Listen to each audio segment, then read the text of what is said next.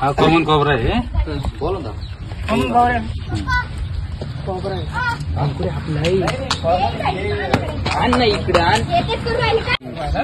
काय आवाज येऊ राहिला त्याचा. तो असं त्याला जर पायाला जागा नाही सापडली ना तर तो हल्ला करायचा याच्यामध्ये. हे बघा,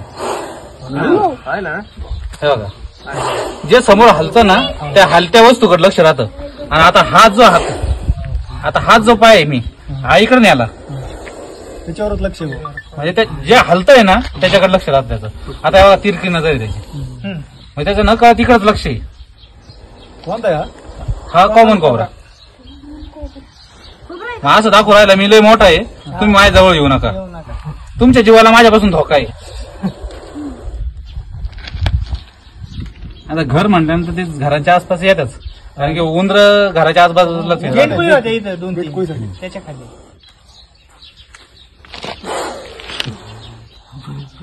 आता हे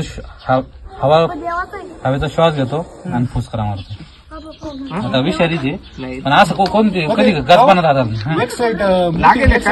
कमी कस काय नाही मग ते असतं काही ना. आता एक साईडची नाही का जास्त खालवर आहे आणि एक साईडची कमी. म्हणजे आता एखाद्या माणसाचं कसं एखादा हात छोटा बारीक असं होऊ शकतं ना तसं आता दात सेट करायचे म्हणजे त्याने असला तर चावा घेतला तर विष जाणार आहे. त्याच्यावर चष्म्याचा आकार असतो आणि तो कसा आहे बघा दिसत मग आपल्याला ना वरून ते जे आकार राहतो वर बघा ते डोळ्यांसारखा तो नाही चावत नाही असं नाही सगळेच राहते. बरणी द्या रे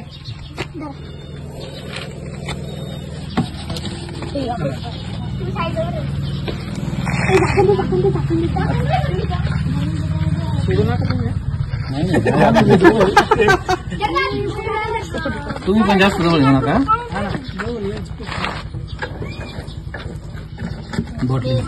बॉटलिंग करायचं त्याला छिद्र पाडा भाऊ. हा पाड बरोबर फेक पुढे त्यांच्या.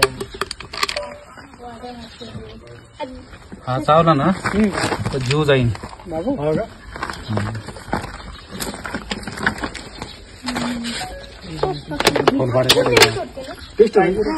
काय ते दाम बेमन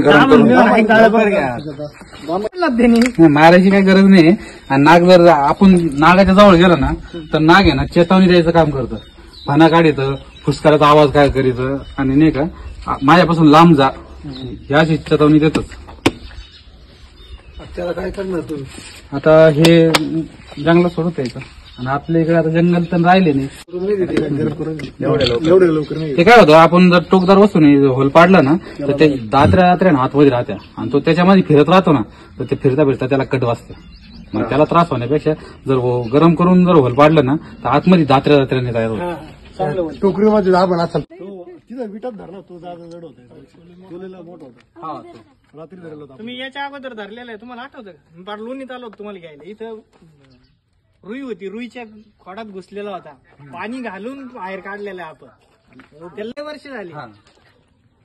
रात्रीच्या वेळेस एवढं 2-3 वर्षापासून साप पकडण्यात बंद केलं.